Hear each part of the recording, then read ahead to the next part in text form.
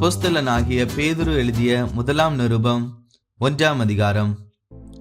இயேசு கிறிஸ்துவின் அப்போஸ்தலனாகிய பேதுரு பொந்து, கலாத்தியா, கப்பதோக்கியா, ஆசியா, பித்தினியா தேசங்களிலே சிதறி இருக்கிறவர்களில் பிதாவாகிய தேவனுடைய முன்னறிவின்படியே ஆவியானவரின் பரிசுத்தமாக்குதலினாலே கீழ்ப்படிதலுக்கும் இயேசு கிறிஸ்துவினுடைய இரத்தம் தெளிக்கப்படுதலுக்கும் தெரிந்து கொள்ளப்பட்ட பரதேசிகளுக்கு எழுதுகிறதாவது, கிருபையும் சமாதானமும் உங்களுக்கு பெருக கடவது.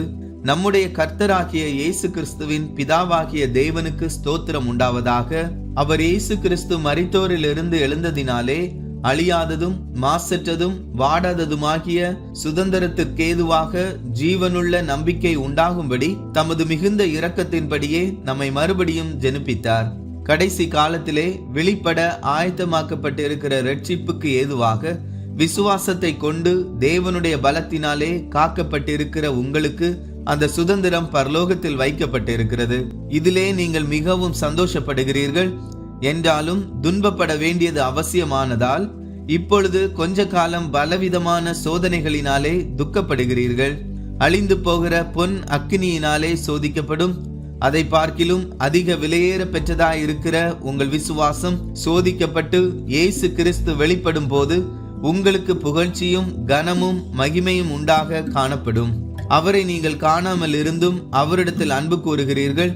இப்பொழுது அவரை தரிசியாமல் இருந்தும் அவரிடத்தில் விசுவாசம் வைத்து சொல்லி முடியாததும் மகிமையால் நிறைந்ததுமாய் இருக்கிற சந்தோஷம் உள்ளவர்களாய் களி கூர்ந்து உங்கள் விசுவாசத்தின் பலனாகிய ஆத்ம ரட்சிப்பை அடைகிறீர்கள். உங்களுக்கு உண்டான கிருபையை குறித்து தீர்க்க தரிசனம் சொன்ன தீர்க்க தரிசிகள் இந்த ரட்சிப்பை குறித்து கருத்தாய் ஆராய்ந்து பரிசோதனை பண்ணினார்கள். தங்களிலுள்ள கிறிஸ்துவின் ஆவியானவர் கிறிஸ்துவுக்கு உண்டாகும் பாடுகளையும் அவைகளுக்கு பின்வரும் மகிமைகளையும் முன்னறிவித்த போது இன்ன காலத்தை குறித்தார் என்பதையும் அந்த காலத்தின் விசேஷம் இன்னதென்பதையும் ஆராய்ந்தார்கள். தங்கள் நிமித்தமல்ல, நமது நிமித்தமே இவைகளை தெரிவித்தார்கள் என்று அவர்களுக்கு வெளியாக்கப்பட்டது.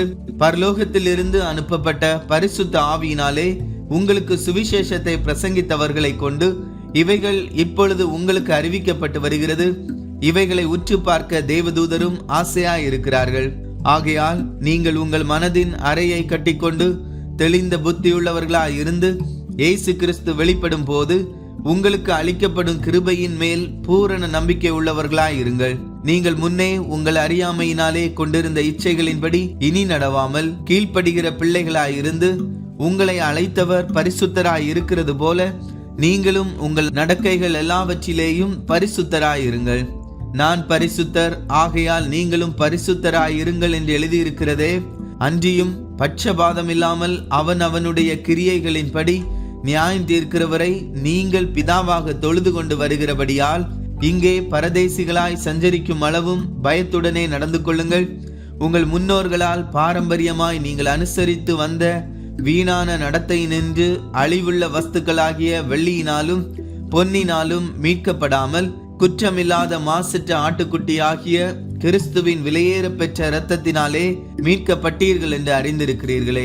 அவர் உலக தோற்றத்திற்கு முன்னே குறிக்கப்பட்டவராய் இருந்து தமது மூலமாய் தேவன் மேல் விசுவாசமாய் இருக்கிற உங்களுக்காக இந்த கடைசி காலங்களில் வெளிப்பட்டார்.